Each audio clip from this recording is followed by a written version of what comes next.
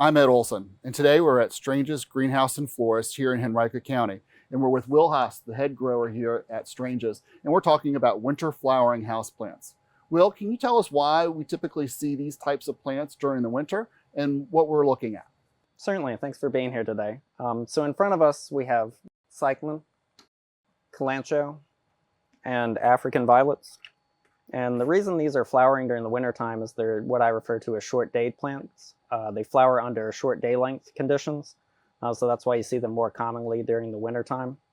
Is there any other reason why we might see these during the wintertime? Does temperature affect how they're grown? So you're actually looking at a couple different segments of plants here. The African violet and the kalanchoe are both tropical plants. They're originally from Central Africa, Madagascar region. The cyclamen is from the Mediterranean, so it's not exclusively temperature. The kalanchoe and the African violet, when you take them home, are going to enjoy warmer temperatures, something in between 65 to 75 degrees, whereas the cyclamen can take it a little bit cooler, somewhere in between 50 to 65 degrees. So when I get these at a greenhouse or a local florist shop, what can I expect to have to do to condition them to go into my house? Well, it's important to acclimate them properly when you bring them home, and part of that is keeping them away from any drafts where they might be exposed to cold temperatures or warm temperatures coming from a heater. Not only can that dry them out quickly, but you can also see crispiness along the leaves or some foliage drop because of that. The other really important thing when you're taking them home is to make sure they're watered properly. Okay.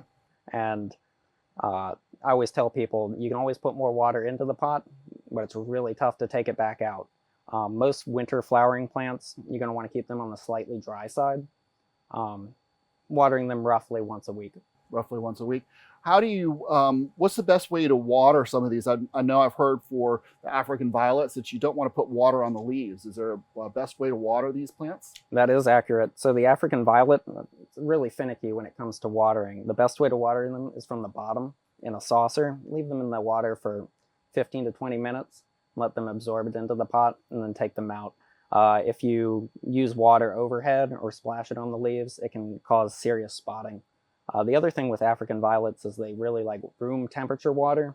They don't want hot water or cold water when you water them. Okay, so room temperature water. Put a jug, fill a jug up with water and put it under the sink then. Keep it for later waterings. The cyclamen here, can these be watered from the top also? They also benefit from a saucer underneath. They don't really like getting wet foliage. The kalanchoe you can water just by the side of the pot if you lift the foliage up, but it likes to be kept on the slightly drier side. It's not going to need as much water as either the African violet or the cyclamen. Now I've called these winter flowering houseplants. Will these flower outside of the time after I get them home? So the kalanchoe is a little more limited to the winter time. It will rebloom, but it requires periods of darkness to keep blooming. The cyclamen will keep blooming throughout the winter months on through spring, but as it begins to warm up, it'll slowly fade.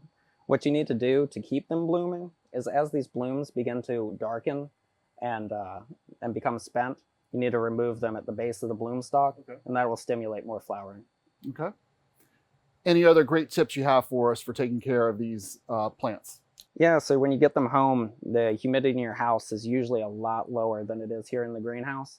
So a good way to raise the local humidity around the plant is to put them in a pebble tray filled with water. Just make sure the pot's suspended above the water level so it's not absorbing it. Okay. But that water will evaporate around your plant and create a little microclimate for it. Thank you so much for your tips today, Will. For more information about houseplants, contact your local Master Gardener unit. For From the Ground Up, I'm Ed Olsen. See you next time. From the Ground Up is presented with the generous advice and assistance of Virginia Cooperative Extension. Visit their website at ext.vt.edu.